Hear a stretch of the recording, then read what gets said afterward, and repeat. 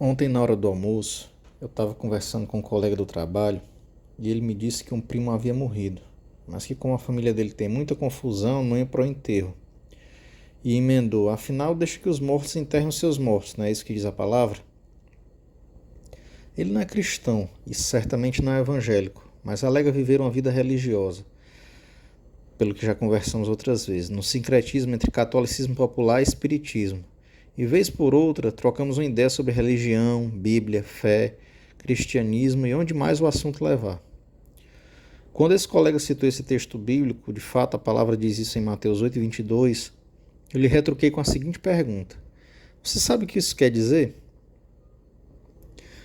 Muitas vezes, de tanto ouvirmos textos bíblicos, versículos isolados, temos a impressão que conhecemos as Escrituras Sagradas, o que nem sempre é o caso. E mesmo que conheçamos o texto impresso, as coisas espirituais somente discernem quem é espiritual, conforme 1 Coríntios 2, 12 a 15. Por essa razão, ele deu lá a sua explicação para aquilo que considerava ser o significado desse versículo, que na interpretação rasa, sem qualquer demérito seu, e desprovida do contexto e da iluminação do Espírito Santo, bem poderia ser válida. Mas eu passei a explicar-lhe o que realmente significa esse texto, aproveitando a oportunidade que o Espírito havia me concedido de compartilhar um pouco de sua palavra com alguém que não possui um relacionamento com o Pai, plantando assim, quem sabe, mais uma de muitas sementes que o tempo e as ocasiões me permitiram e espero sempre permitir fazê-lo. Nesse sentido, eu disse ao colega que esse texto de Mateus 8:22 está num contexto onde há um aparente, subentendido, convite de Jesus para que pessoas o sigam. Num primeiro momento, um escriba, um religioso conhecedor da lei mosaica, apressadamente diz ao Senhor que o seguiria aonde quer que ele fosse. Jesus lhe alerta que o caminho que ele seguia era um caminho de imprevistos e necessidades, e que não devemos nos comprometer de maneira irrefletida com o seu chamado, que é algo sério e custa caro, referente às coisas que deveremos abrir mão na caminhada. Em seguida, vem o texto mencionado, quando expliquei ao colega que Jesus aqui fala sobre os mortos espirituais, querendo dizer: deixe que os mortos espirituais enterrem-se a si mesmos, mas vem tu e tenha vida comigo. Jesus os e nos convida a receber a vida eterna, algo que quem é morto em seus delitos e pecados, conforme Efésios 2, 1 e 5, não tem como discernir. Quem está morto não discerne as coisas da vida, não ouve o chamamento, não tem como responder. Por isso inventa e dá desculpas esfarrapadas, porque não entende o que está ouvindo e menos ainda o que está dizendo. O peso e a profundidade das coisas espirituais, para as quais ainda não foi iluminado a compreender, nem vivificado a fazê-lo.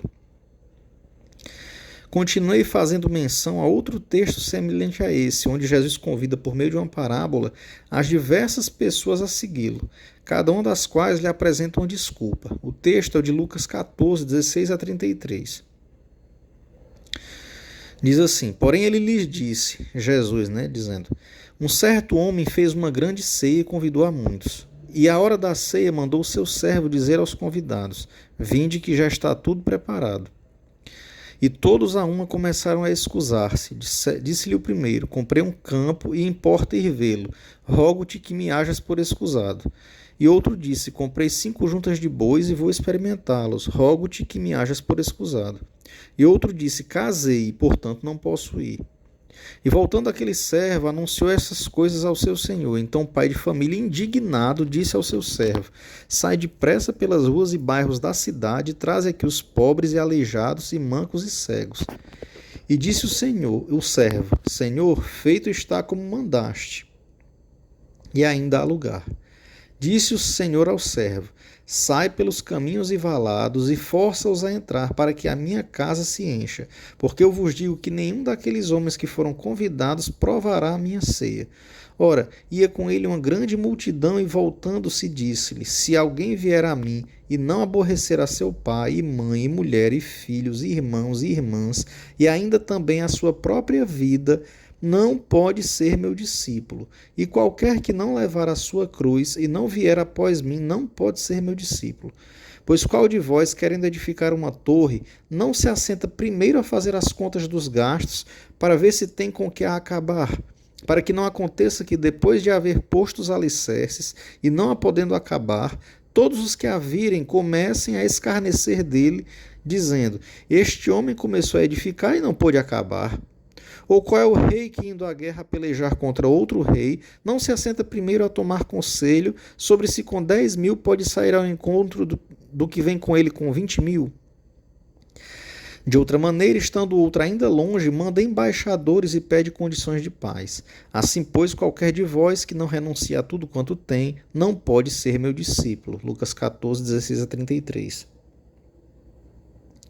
Por falta de tempo, não vou entrar em detalhes sobre esse texto aqui, mas resumindo o que eu disse a meu colega citando esse trecho da palavra, foi que Jesus convida a muitos, e infelizmente muitos dão desculpas esfarrapadas para não aceitá-lo. O convite mais importante da história da humanidade, feito a cada um de nós pelo nosso próprio Criador, o Rei e Soberano do Universo.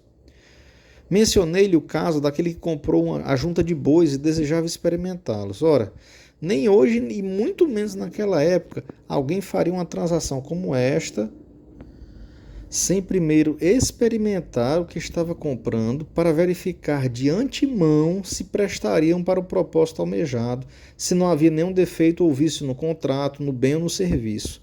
Desculpe esfarrapada. Com relação ao casamento, a pessoa poderia levar sua esposa ao evento social, mas preferiu esconder-se atrás das responsabilidades maritais. E de fato, de acordo com a lei mosaica, o casamento recente, assim como uma casa recém-construída ou um campo de uvas recém-plantadas, eram razões ou escusas válidas para que a pessoa não fosse à guerra quando convocado, para que pudesse, em primeiro lugar, cumprir seu dever conjugal para com sua esposa e ter a oportunidade de produzir descendência, a possível gravidez da esposa.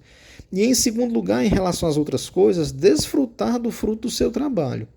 Escusas razoáveis, pertencentes a uma lei justa que reflete os valores de um Deus justo.